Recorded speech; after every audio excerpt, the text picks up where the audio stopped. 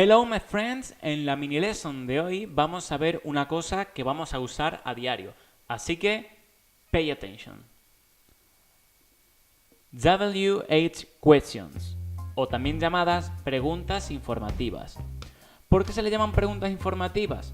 Pues porque tenemos que responderlas dando un poco de información, es decir, no son preguntas que se responden simplemente con yes o no.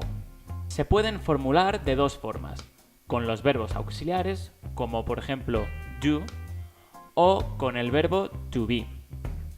Antes de nada, debemos saber qué son y cuáles son las WH questions.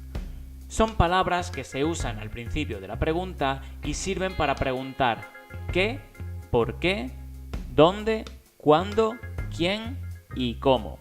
Estas son las palabras que usaremos para formular las preguntas.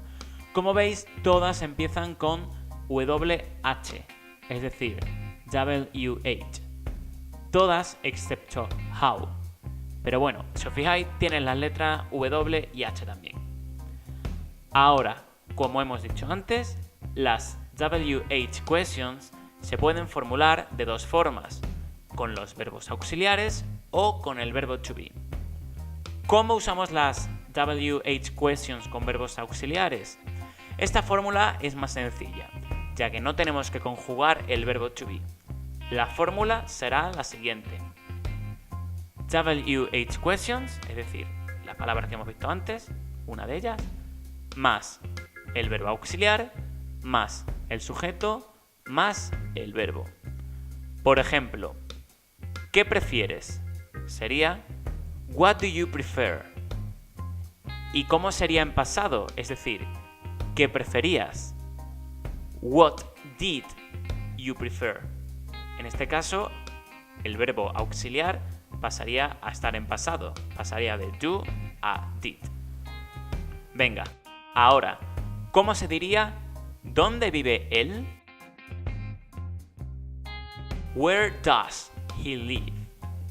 ¿Y cómo se diría ¿dónde vivía él? Where did he live? Por otro lado, ¿cuándo usamos las WH questions con el verbo to be? Aunque no lo creamos, ya hemos usado WH questions antes, o si no, ya veréis. ¿Cómo se dice en inglés? ¿Cuál es tu color favorito? What is your favorite color? Aquí vemos cómo sería la fórmula. WH question más verbo to be más adjetivo posesivo más lo que queramos preguntar. Nuestro color favorito, la comida que más nos gusta, algún familiar, etc. De esta forma, ¿cómo se diría ¿dónde está mi lápiz? Where is my pen? ¿Y cómo se diría ¿quién es tu hermana? Who is your sister? Bien, ¿cuándo usamos WH questions con el verbo to be? Pues las usamos en muchas ocasiones y no hay una regla específica, pero podríamos decir, por ejemplo, que las usamos, entre otros casos, cuando necesitamos un adjetivo posesivo, es decir, mi, tú, su, nuestro, vuestro, suyo, o en inglés, my, your, his, her, our, your, or their. Por ejemplo, ¿dónde están tus padres?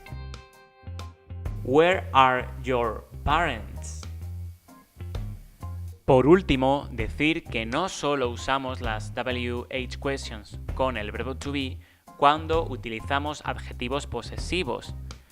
También usamos WH questions con el verbo to be en otras ocasiones. Por ejemplo, cuando utilizamos going to, ir a. Por ejemplo, ¿dónde vas a viajar en verano? Where are you going to travel in summer? No os preocupéis si al principio os confundís.